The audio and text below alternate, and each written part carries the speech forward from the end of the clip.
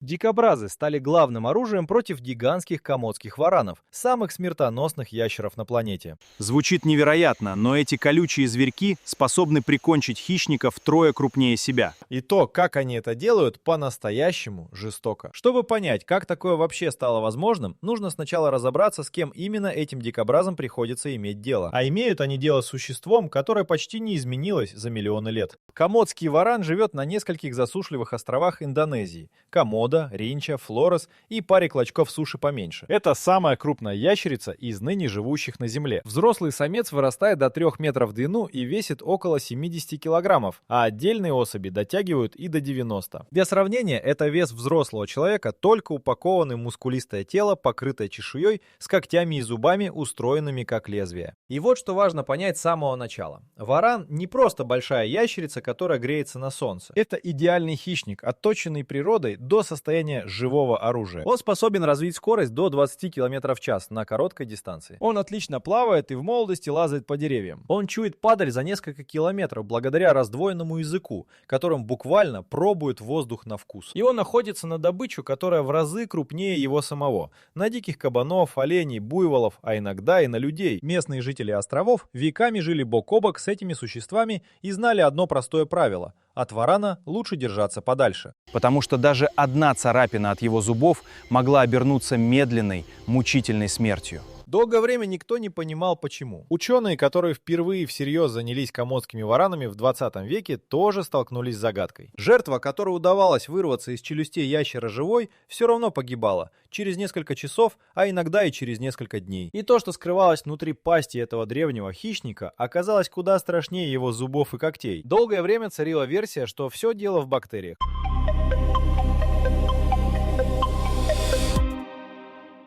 Считалось, что в пасти варана скапливается настоящий коктейль из смертоносных микробов. Остатки гниющего мяса, десятки видов заразы, среди которых особенно опасной называли бактерию, вызывающую заражение крови. По этой теории варан кусал жертву, отпускал ее, а потом просто шел следом и ждал, пока укушенное животное умрет от инфекции. Иногда на это уходили дни. Но в начале 2000-х эту красивую версию разнесли в пух и прах. Австралийский исследователь Брайан Фрай изучил анатомию варана с помощью томографа и обнаружил в нижней челюсти ящера настоящие ядовитые железы. Оказалось, комодский варан – ядовитое существо. Его яд не убивает мгновенно, но делает нечто коварное. Резко снижает давление, мешает крови сворачиваться и вызывает шок. Жертва теряет силы, слабеет от кровопотери и уже не может убежать. Бактерии тут были ни при чем. Варан отравлял добычу собственным ядом. Теперь становится понятнее, с каким противником живут на этих островах все остальные животные. Для оленя, кабана или буйвола встреча с вараном почти всегда означает конец. Спастись бегством трудно, спрятаться негде. Засушливые холмы Комодо и Ринчи просматриваются на сотни метров. Казалось бы, у мелкого зверя вообще нет шансов. И вот здесь на сцену выходит тот самый неожиданный союзник, о котором шла речь с самого начала. На островах Индонезии обитает индонезийский дикобраз. Грызун весом всего несколько килограммов, покрытый длинными острыми иглами. По размеру он не идет ни в какое сравнение с 3-метровым ящером.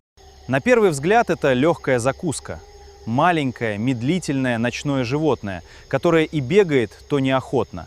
Но именно этот скромный, колючий грызун раз за разом оставляет варанов ни с чем. А иногда и вовсе отправляет гигантского хищника на тот свет. И секрет тут вовсе не в размере, не в скорости и не в яде. Секрет в том, как устроены его иглы и что происходит с вараном, когда тот решает, что перед ним легкая добыча. Иглы дикобраза – это не просто жесткая шерсть.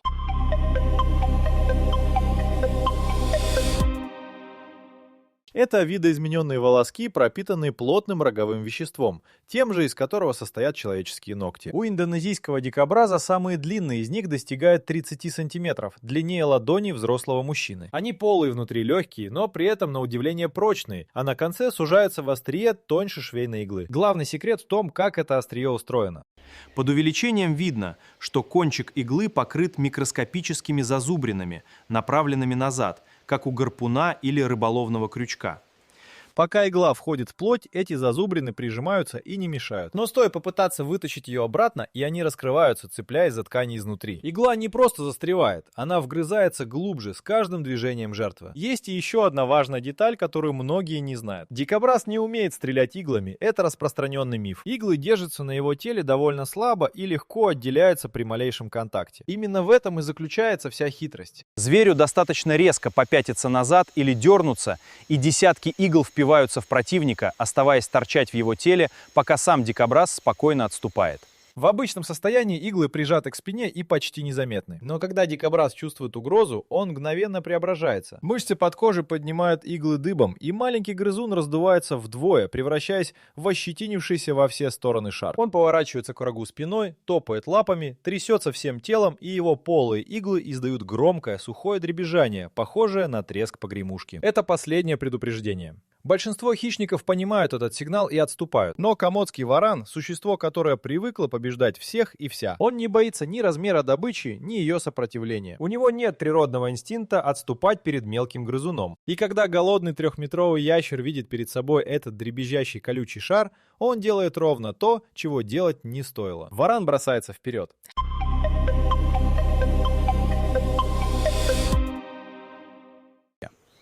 На короткой дистанции он невероятно быстр. Рывок длится доли секунды, и вот его пасть уже смыкается на колючем шаре. И в этот самый момент все идет не так, как задумывал хищник. Вместо того, чтобы вцепиться зубами в мягкую плоть, варан загоняет себе в морду, в десны, в язык и в горло десятки острых игл. Дикобраз в момент удара дергается назад, и его иглы отрываются, оставаясь торчать в пасти нападающего. Ящер отскакивает, мотает головой, пытается выплюнуть добычу, но уже поздно.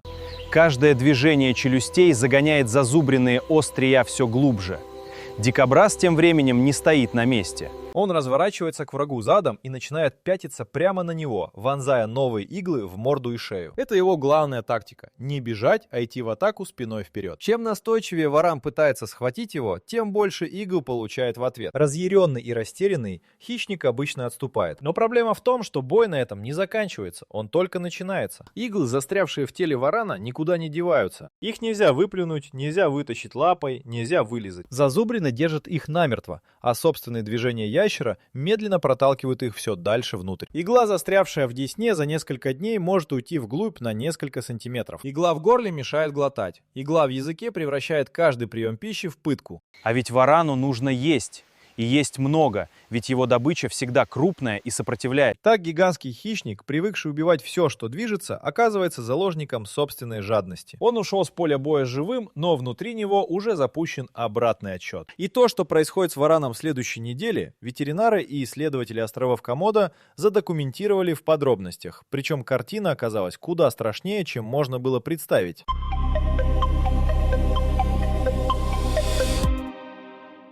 Через несколько дней после злополучной встречи с дикобразом варан начинает угасать. Иглы в его пасти вызывают воспаление. Ткани вокруг застрявших острий распухают, краснеют, начинают гноиться. То самое место, куда пришелся удар, превращается в очаг заражения. И вот здесь бактерии, которые когда-то ошибочно считали главным оружием самого варана, оборачиваются против него. Ящер уже не может нормально закрыть рот. Опухшая морда мешает охотиться, а любое движение челюстей отдается болью. Он пробует есть, но проглотить крупную добычу с иглами в горле почти невозможно. Каждый глоток проталкивает острия глубже, разрывая ткани изнутри. Хищник, который способен заглотить половину туши оленя за раз, теперь не может справиться даже с мелкой падалью.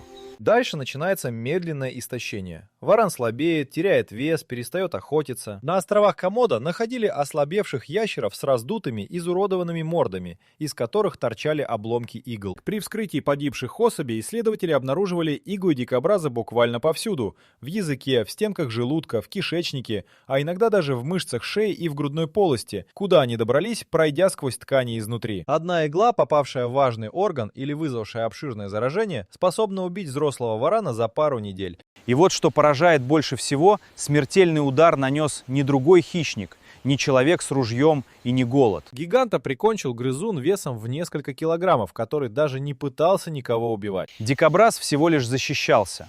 Всю работу за него сделали жадность варана и его собственное упрямство. Именно из-за этого дикобраз занимает в пищевой цепи островов совершенно особое место. Формально он добыча. Но на деле он один из немногих, кого гигантский хищник трогать не должен, и кого он все равно продолжает атаковать снова и снова. И то, почему вараны раз за разом наступают на одни и те же грабли, объясняется вещами, которые люди на этих островах заметили далеко не сразу.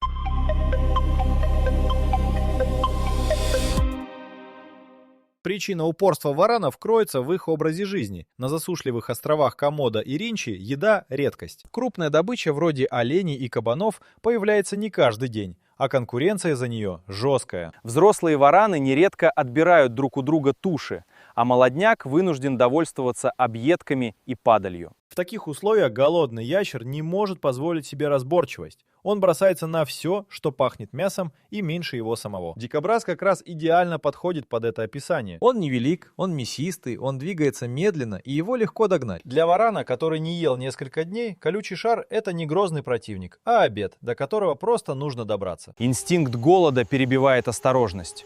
И этот расчет снова и снова оказывается роковым. Здесь и разворачивается любопытное противостояние двух видов оружия, которые природа дала этим животным. У варана яд и мощь, у дикобраза иглы и терпение. Но есть принципиальная разница в том, как это оружие работает. Яд варана бьет быстро и требует, чтобы хищник вцепился в добычу, довел дело до конца. Иглы дикобраза действуют наоборот. Медленно, отложено, и им вообще не нужно, чтобы их владелец что-то делал. Они убивают уже после того, как схватка закончилась. Получается парадокс. Оружие варана эффективно только в атаке. Оружие дикобраза работает исключительно в защите и срабатывает тем сильнее, чем агрессивнее нападает противник. Варан не может отравить того, кого не сумел удержать в пасти. А дикобразу и не нужно кусать, за него все делают чужие зубы, впивающиеся в его иглы. Именно поэтому в долгой войне этих двух видов дикобраз выходит победителем чаще, чем можно было бы ожидать от добычи. Он не охотник и не боец. Он просто настолько хорошо защищен, что нападать на него становится смертельно опасно. И люди, живущие на этих островах веками, давно подметили эту закономерность, а в последние годы решили использовать ее в своих целях, причем совершенно неожиданным образом.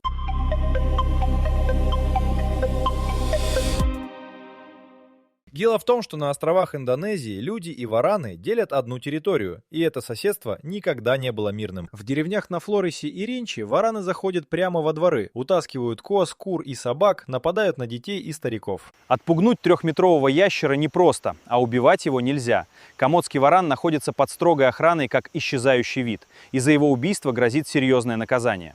И тогда местные жители обратились к тому самому оружию, которое природа уже проверила на этих хищниках. Вокруг участков, огородов и загонов для скота они начали высаживать колючие заросли и разбрасывать иглы дикобразов, а кое-где намеренно создавать условия, в которых дикобразы селятся сами. Логика простая. Там, где живут дикобразы и где земля утыкана их иглами, вараны предпочитают не задерживаться. Хищник, который однажды получил порцию игл в морду, запоминает боль и обходит опасное место стороной. Более того, фермеры заметили, что можно использовать иглы напрямую. Их втыкают острием наружу в ограждение и в землю по периметру птичников, устраивая настоящий колючий барьер. Варан, привыкший продавливать любую преграду, натыкается на иглы и отступает, потому что инстинкт самосохранения у этих ящеров все-таки есть. Просто голод порой оказывается сильнее. Вот вам и разгадка того, с чего все начиналось. Дикобраз действительно превратился в оружие против гигантских варанов. Не образно, а буквально. Только оружие это работает не так, как арсенал человека. Оно не убивает выстрелом и не отпугивает шумом. Оно наказывает хищника его же собственной жадностью, растягивая расплату на дни и недели. И самое жестокое в этой истории то, что дикобраз побеждает, вообще не желая никого убивать. Он не нападает, не преследует, не мстит. Он просто существует. Маленький, колючий, упрямый и остается живым там, где гибнут звери в 20 раз крупнее и опаснее его. А гигантский дракон, царь этих островов, которого миллионы лет ничто не могло остановить, раз за разом проигрывает грызуну, который всего лишь не хотел быть съеденным. У этой истории есть и обратная сторона, о которой редко говорят.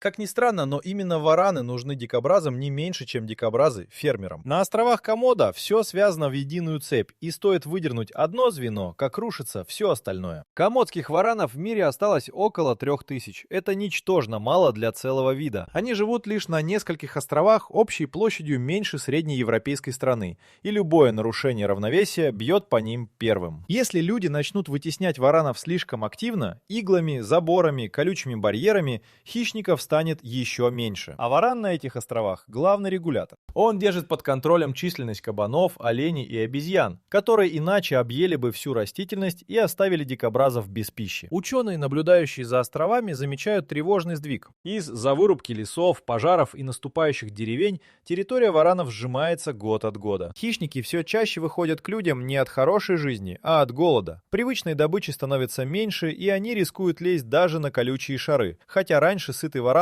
обошел бы дикобраза стороной. Получается замкнутый круг. Чем сложнее живется варану, тем чаще он гибнет от игл, и тем быстрее тает и без того крошечная популяция. Так две древние силы этих островов, ядовитый гигант и колючий грызун, оказались связаны намертво. Один не может исчезнуть без другого, и оба зависят от того, оставят ли им люди хоть немного нетронутой земли. А на песчаных тропах острова Ринча до сих пор можно найти любопытную находку – выбеленный солнцем череп варана, в челюсти которого намертво застряла тонкая изогнутая игла длиной с палец. Она пережила своего носителя, пережила и того, кто ее загнал. И лежит там как маленькое напоминание о том, что на этих островах размер решает далеко не все.